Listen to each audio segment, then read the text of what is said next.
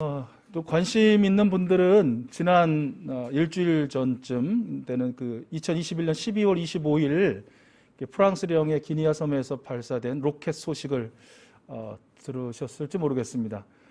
그 로켓에는 제임스 웹 우주망원경이라는 망원경이 실려 있었고요. 발사는 굉장히 성공적으로 이루어졌습니다. 근데 발사는 성공적으로 이루어졌는데 그 우주망원경이 제대로 작동하는지는 약 6개월 후에 지구로 송출하는 첫 번째 그 결과물을 받아보아야 알 수 있다고 합니다.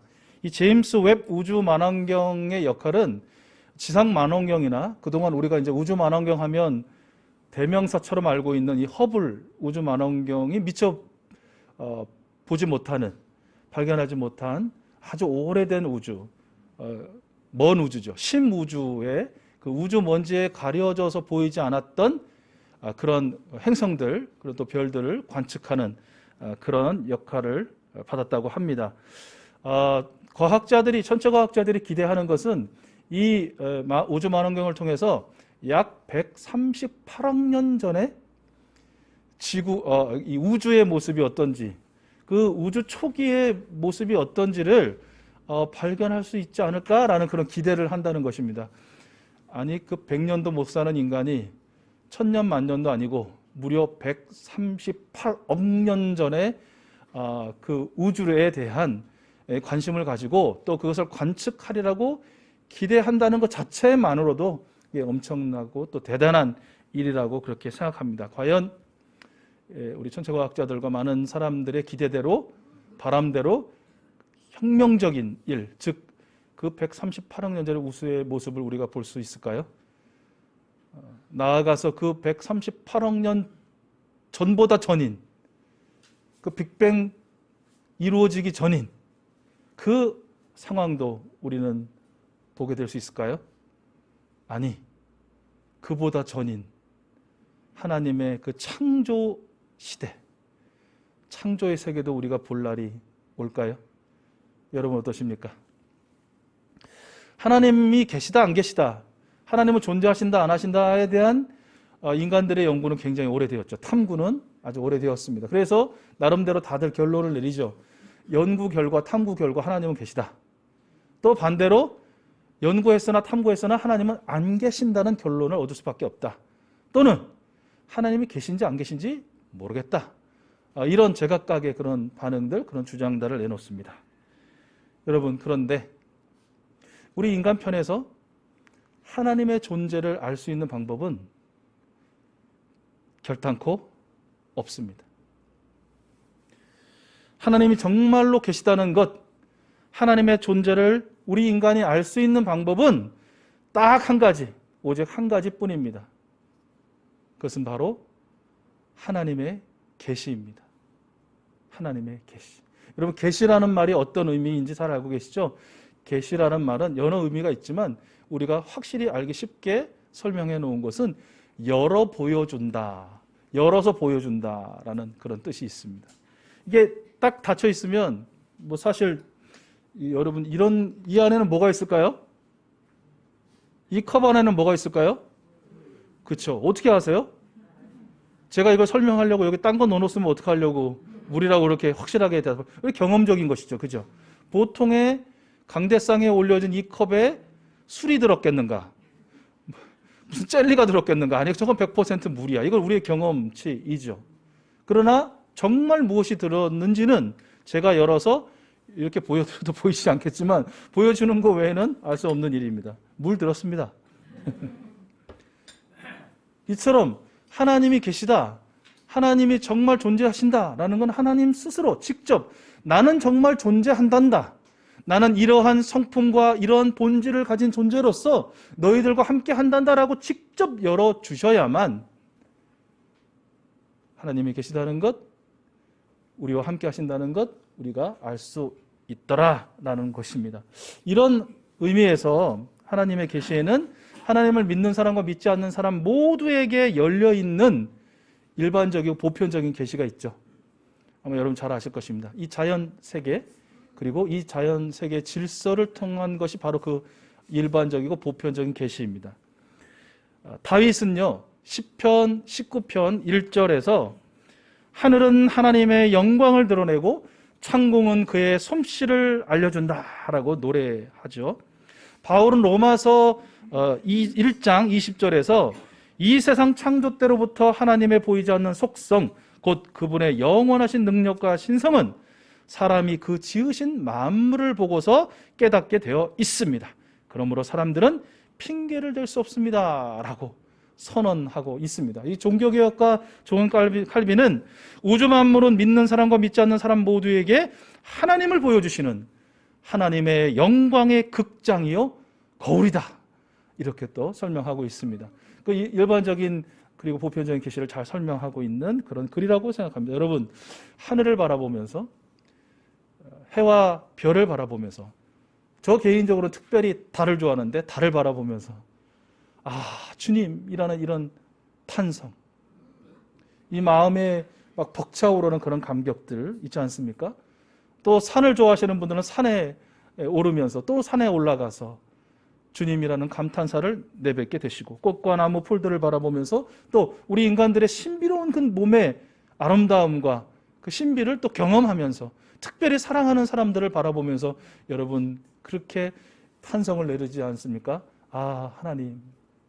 하나님의 이 창조하신 세계가 참으로 존귀하고 아름답고 경이롭습니다. 창조의 하나님, 나의 하나님 찬양을 받으소서라면서 여러분 아마 찬양하실 것입니다. 이게 너무나 당연한 거 아닌가요? 그런데 여러분, 이것이 너무나 당연하지 않는 사람이 10이면 8명, 9명이라는 것이에요. 여러분, 겨우 한두 명 정도만 창조세계와 자연의 질서 안에서 하나님의 계시다는 것, 하나님이 우리와 함께 하신다는 것, 그것을 알게 된다는 것이죠. 그래서 은혜입니다. 그래서 은혜입니다. 하나님께서 자신을 활짝 열어 보여주실 때에 그 활짝 열어주시는 그 품에 안기는 것을 경험하는 우리가 하나님의 은혜를 입은 자입니다. 남이 보지 못하는 것을 보고 남이 듣지 못하는 음성을 듣는 우리가 하나님의 은혜를 누리는 사람들인 것이죠. 여러분, 새해 이 한 주간도 이런 하나님의 은혜를 누리시고 경험하시는 여러분들 되실 수 있기를 축복합니다. 특별히 우리 교회 달력으로 나누어 드린 그 탁상 달력을 보면 그 환경운동을 위해서 지구를 위한 행동 52주, 52가지의 그 행동들이 기록이 되어 있습니다. 보신 분도 계시고 아직 못 보신 분도 계시는데 달력의 그 첫 장을 보시면 나올 겁니다.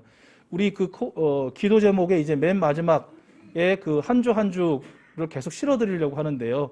우리가 뭔가 머리로만 마음으로만 아닌 실제적으로 경험하기 위해서, 살아내기 위해서 우리 52주 첫 번째 주의 지구를 위한 행동이 뭐냐면 겨울 숲길을 걸어보세요입니다. 겨울 숲길. 겨울 숲길을 걸어보세요라고 해가지고 정말 숲길이 있는 산을 찾으라는 거 아닙니다. 위험합니다. 동네 주변도 좋고 아파트 단지도 좋고 뒷동산도 좋습니다. 겨울 숲길을 걸어보십시오. 그리고 자신을 활짝 열어서 그 아름다움과 그 선하심과 그 향기로움을 우리에게 보여주신 우리 하나님의 계시를 마음껏 경험하시고 또 체험하시는 여러분 되실 수 있기를 축복합니다. 아울러서 이건 너무나 당연한 것처럼 나는 받아들여지는데 그게 왜 당연한 것이냐고 따져 묻는 이 하나님의 계시를 알지 못하고 깨닫지 못하는 VIP들이 있습니까? 그들을 위해서 기도하여 주십시오. 하나님 그들의 영의 눈을 활짝 여셔서 이 하나님의 아름다운 계시를 보게 하소서. 그들의 귀를 활짝 열어주셔서 그 속에서 들려주시는 사랑의 하나님의 음성을 듣게 하여 주소서. 저들 모두도 하나님을 찬미하고 하나님을 향하여 탄성을 내려지는 삶이 당연한 삶이 되어지도록 우리 하나님 축복하소서. 기도하시는 여러분 모두가 되실 수 있기를 바랍니다. 이 하나님의 계시에는 이런 일반적이고 보편적인 계시 외에 또 다른 계시가 있죠. 특별하고 특수한 그런 계시가 있습니다. 무엇입니까? 하나님을 믿는 사람들을 위해서, 그들을 구원하시기 위해서 주시는 계시입니다. 바로 우리 구주 예수 그리스도의 성육신, 그리고 십자가와 부활 사건이 특별 계시인 것이죠. 사도 요한은 요한복음 1장 1절에서 이렇게 선포하죠. 태초에 말씀이 계셨다. 그 말씀은 하나님과 함께 계셨다. 그 말씀은 하나님이셨다라고 선언합니다.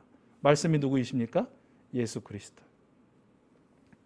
하나님이신 예수 그리스도께서 자기 땅에 오신 것입니다. 무슨 말입니까? 보시기에 좋았던 그 아름다운 창조의 세계로 직접 들어온 것이죠. 그리고 그렇게 인간의 육신을 입고 이 땅에 오신 예수 그리스도는 우리와 함께 사셨습니다.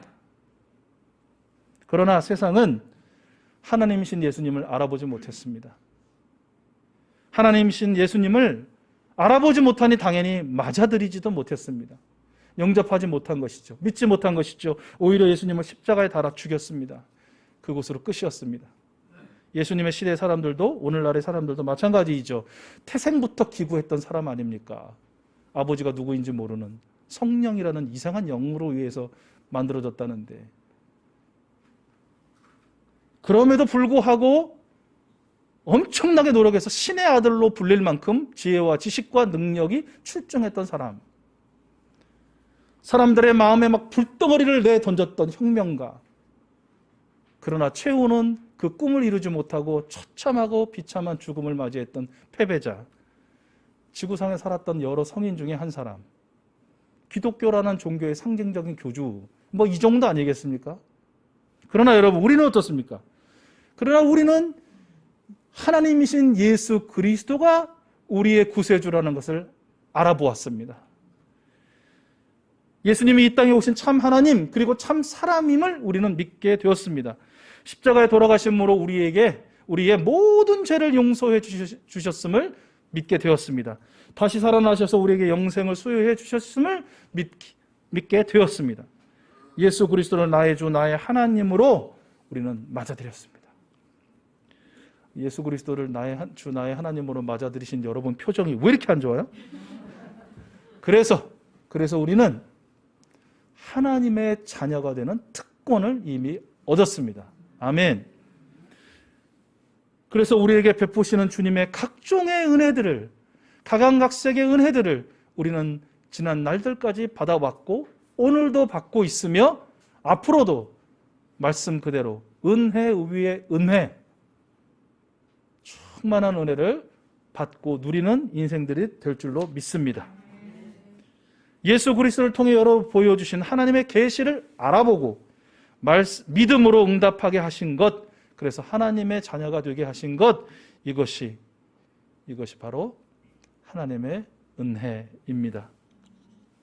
여러분, 말씀을 마무리하려고 합니다.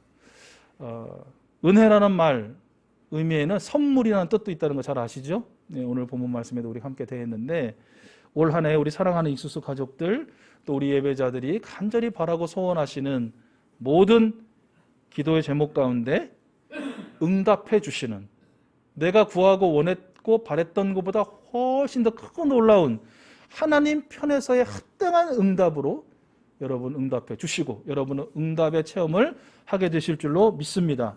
여러분, 우리 새해맞이 감사예배 때 기록해 놓으셨던 소망의 기도를 제가 먼저 이렇게 쭉쭉 살펴봤는데, 가족을 위해서, 또 우리 자신을 위해서, 교회를 위해서, 나라를 위해서 기록해 놓으신 그 기도 좀 함께 중보하겠습니다. 반드시 하나님께서 이루시려고 우리로 생각나게 하시고 기록하게 하시고 품게 하시고 합심하여 기도하게 하시는 줄로 믿습니다. 이번 한 달이 기한인데 아직 제출하지 못하신 분들은 기록하고 찍어서 저장하시고, 그리고 그 적은 기도문은 저 빨간 입구에 있는 우체통에 넣어주시면 저가 또 우리 식구들을 함께 다 같이 중보하도록 하겠습니다. 여러분, 그리고 오늘 말씀을 통해서 우리가 확인한 한 가지 사실, 은혜 중에 가장 귀하고 세상에 더 없을 은혜, 바로 하나님이 계시다는 것을 아는 은혜, 예수 그리스도가 나의 주 나의 하나님이심을 믿게 된 은혜, 이 은혜를 저와 여러분 이미 받았으니, 이 정말 더 없는 이 세상에서 최고의 선물을 가진 사람이라면 주눅 들어서 되겠어요? 이게 항상 또 낙심하고 좌절하고 다른 사람들에게 이렇게 흘려보내는 게 항상 절망이고 막 부정적인 것이고 막 힘들게 하는 것이고 이럴 수는 없잖아요. 우리 안에 주님의 은혜의 선물들로 가득 차 있으니 하나님과 우리 구주 예수 그리스도님께서 우리로 하여금 발현하게 하시는 축복과 중보와 지지와 응원과 하늘의 힘과 능력을 나누는 우리 수수 가족들, 우리 예배자들 되실 수 있기를 간절히 소원합니다. 그러한 삶을 2022년 이 첫 주 참으로 멋지고 향기롭고 행복하게 살아내시는 우리 모두가 되기를 우리 주님은 원하십니다.